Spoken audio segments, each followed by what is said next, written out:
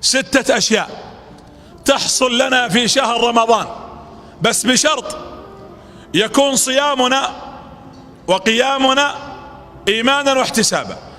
اللي يبغى أن تغفر ذنوبه وتعتق رقبته ويكتب في صحائف المغفورين يطبق هال6 أشياء وسيرى فضل الله جل في علاه. من الأشياء التي أعطانا الله إياها إيش؟ قال عليه الصلاة والسلام أول شيء تغفر الذنوب.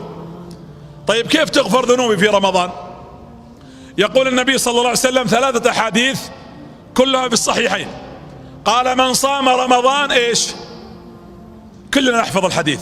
إيمانا واحتسابا، إيمانا بالله، إيمانا بفرضية الصيام، إيمانا بركنية شهر رمضان، واحتسابا، احتساب الأجر وتحمل المشقة من تعب وصوم وعطش وجوع وترك الشهوة التي بالحلال لأجل الله.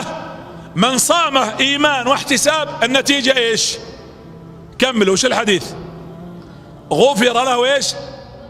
ما تقدم من ذنبه. يعني صحيفتك تكون بيضاء، تمحى كل ذنوبك. تونا جالسين نقول كم ذنب ارتكبناه فقط في سنة واحدة، وهنا تمسح الذنوب 30 يوم أو 29 شهرا كاملا تصومه إيمان واحتساب. أكيد خذها قاعدة من محمد بن عبد الله صلى الله عليه وسلم مضمونة: يغفر لك ما تقدم وما تأخر من ذنبك. طيب يا رب والله ما أقدر، أنا في يوم فرطت، في يوم نمت ذاك اليوم عن صلاة الظهر، ومرة والله أني ناظرت شيء مو بزين، ولا قدرت أصوم نهاري صيام إيمان واحتساب. يقول لك رب العالمين باب آخر لغفران الذنوب. قال عليه الصلاة والسلام: من قام رمضان. كم ساعة تصلون مع الإمام؟ كم صلاة التراويح؟ كم؟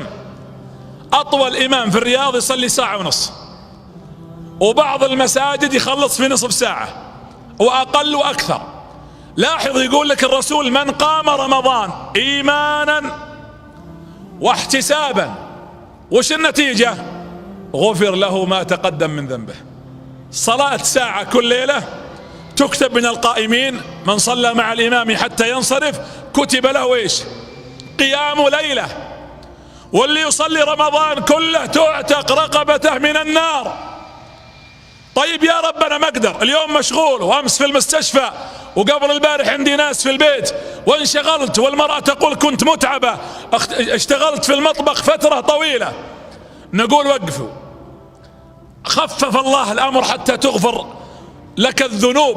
قال: ومن قام ليلة واحدة، ومن قام ليلة القدر، وكل 3 أحاديث في الصحيحين، ومن قام ليلة القدر غفر له ما تقدم من ذنبه. هذا واحد. سجلتوا معي ولا ما سجلتوا؟ وش الأمر الأول؟ غفران إيش؟ غفران الذنوب. 2 العتق من النار. يقول لنا أحد الصحابة كان يمسك رقبته، والرسول كان يقول: وإن لله عتقاء كل ليلة من النار. كل ليلة فلان الفلاني فلان الفلانية محسوبين أنهم اعتقوا من نار جهنم. واحد من الصحابة لما سمع الحديث هذا أمسك رقبته. ليش؟ قال: إني أتفقدها لعلها أن تكون ممن تعتق في رمضان. الله يجعلني وإياك ممن عتقت رقبته. ترى الليلة في أسماء ستعلن، أسماء فائزين فازوا لأنهم تركوا، أخرجهم الله من النار. فمن زحزح عن النار وأدخل الجنة فأولئك إيش؟ هم الفائزون. هؤلاء الذين يفوزون بأمر الله. إذا خرجت من النار واعتقت رقبتك، طيب وش الأعمال التي تعتق رقبتي من النار؟ في عدة أحاديث، منها حديث يقول النبي صلى الله عليه وسلم: من صام رمضان وصان شهره، يعني صام شهر رمضان بصيانة، ما في عين تناظر الحرام والله أنا أتابع المسلسلات اللي تبث في نهار رمضان أو في ليل رمضان، تتكلم عن قضايا اجتماعية وتعالج قضايا مهمة، وهي كلها نساء وأغاني وكذب وغير ذلك. ولا أستمع إلى ما حرم الله بحجج واهية، ولا أضيع صلواتي، والله أنا كنت نايم ما قدرت أقوم، ولا أغتاب ولا أعد من لستة الأخطاء والذنوب التي يقع فيها بعض الناس. من صام رمضان بصيانة صان شهره، في صيانة، في خوف من الله. قال الله جل وعلا: نظر إليه ربه وأعتق رقبته من النار وغفر له ذنوبه. رقبتك تعتق بس بشرط أن تصوم الشهر، صيانة. ولذلك في الحديث الصحيح قال بعض الناس ليس له من صيامه إلا إيش؟ إلا الجوع والعطش، وبعضهم ما له من قيامه إلا التعب والسهر. الصيام مو بترك الطعام والشراب والشهوة فقط، تتركها لله، لأن حكمة الصيام وأحد مقاصده العظام: يا أيها الذين آمنوا كتب عليكم الصيام كما كتب إيش؟ على الذين من قبلكم لعلكم تتقون. أعطيكم تعريف للتقوى مختصر: أن يراك الله أن لا يراك الله حيث نهاك، ولا يفتقدك حيث أمرك. خذها قاعدة: أن تفعل المأمور، تترك المحذور، تصبر على المقدور. خلى الله يراك ويشوفك في الموضع الذي يحب أن يراك فيه، ولا يراك في موضع لا يحب أن يراك فيه. ولذلك إذا دخل رمضان ينادي منادي، يوقف ملك: يا باغي الخير تعال أقبل. ليش في رمضان بالذات؟ لأن شهر فرصة. ويا باغي الشر، يا صاحب الشر أقصر، وقف، امنعنا من نفسك ومن شرك ومن شيطانك ومن هواك، قف في مكانك، أقصر. مد وجزر، لكنه مد في الطاعات وجزر عن المنكرات والمعاصي والمحرمات عشان تفوز.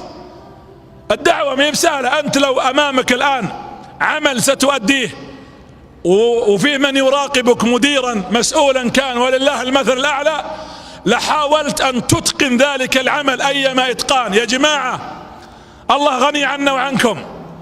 ترى لله في السماوات ملائكة له ساجدون ومسبحون وراكعون، أطت السماء وحق لها أن تأط، ما من موضع 4 أصابع إلا وهناك ملك ساجد أو راكع. الله جل وعلا غني عنا وغني عن عبادتنا، لكنه رحيم بنا، رؤوف بالعباد سبحانه وتعالى.